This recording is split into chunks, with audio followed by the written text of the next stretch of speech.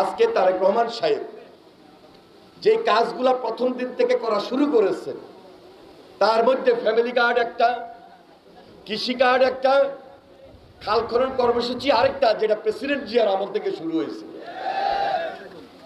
দেশনেত্রী বেগম খালেদা জিয়া তার জীবদ্দশায় অনেক কাজ করতে পারেন নাই, কারণ তিনি বারবার নির্যাতিত হয়েছেন, মিথ্যা মামলা গ্রেপ্তার হয়েছেন, অত্যাচারিত হয়েছেন, নির্যাতিত হয়েছেন। আর আমাদের এই প্রিয় নেতা জনাব তারেক রহমান সাহেব দেশের বাইরে নির্বাসিত জীবন শেষে আজকে বাংলাদেশে জনগণের নির্বাচিত প্রতিনিধি হয়ে নির্বাচিত সরকার হিসেবে দেশ পরিচালনা করছে। বিএনপির রাজনীতি খুব সাধারণ, গ্রামের রাজনীতি, স্বাভাবিক রাজনীতি, সাধারণ মানুষের রাজনীতি। বিএনপির রাজনীতির মধ্যে কোনো আধুনিকতা রেখে বিএনপি মিথ্যা বলে রাজনীতি করেন না। যা বলেন তাই করেন, যা প্রতিশ্রুতি দিয়েছেন তাই করবেন এবং করেন। নির্বাচনের আগে বলেছেন ফ্যামিলি কার্ড দিবেন। এই যে মা বোনেরা আগামী 1-1.5 বছরের মধ্যে যিনি ওই পরিবারের প্রধান, তার কাছে ফ্যামিলি কার্ড পৌঁছে যাবে। যারা এই যে কৃষক, আপনাদের প্রত্যেকটা পরিবারের কাছে, কৃষক পরিবারের কাছে কৃষি কার্ড পৌঁছে যাবে।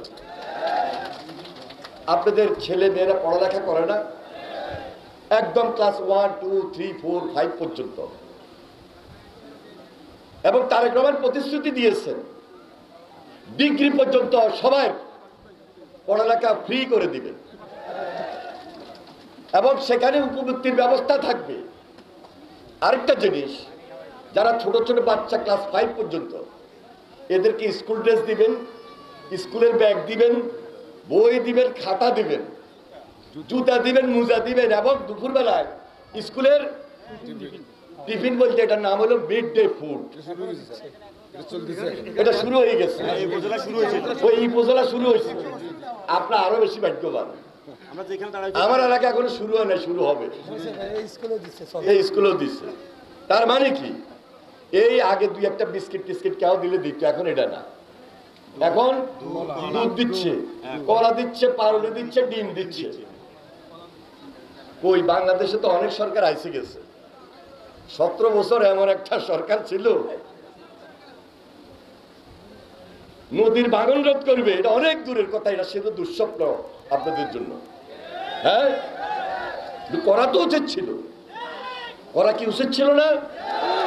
17 বছরে শুধু লুটপাটেই করছে। আপনি নদী ভাঙন কিভাবে প্রতিরোধ করবে?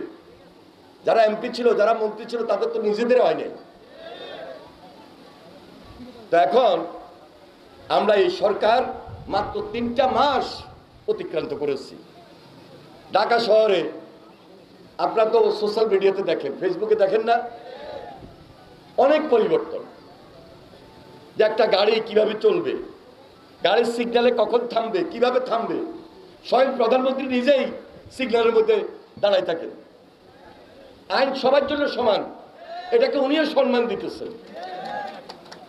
সকাল 9টায় সচিবালয় অফিসে হাজির, তাহলে অন্য কর্মকর্তারা, মন্ত্রীরা এরপরে যাওয়ার সুযোগ আছে?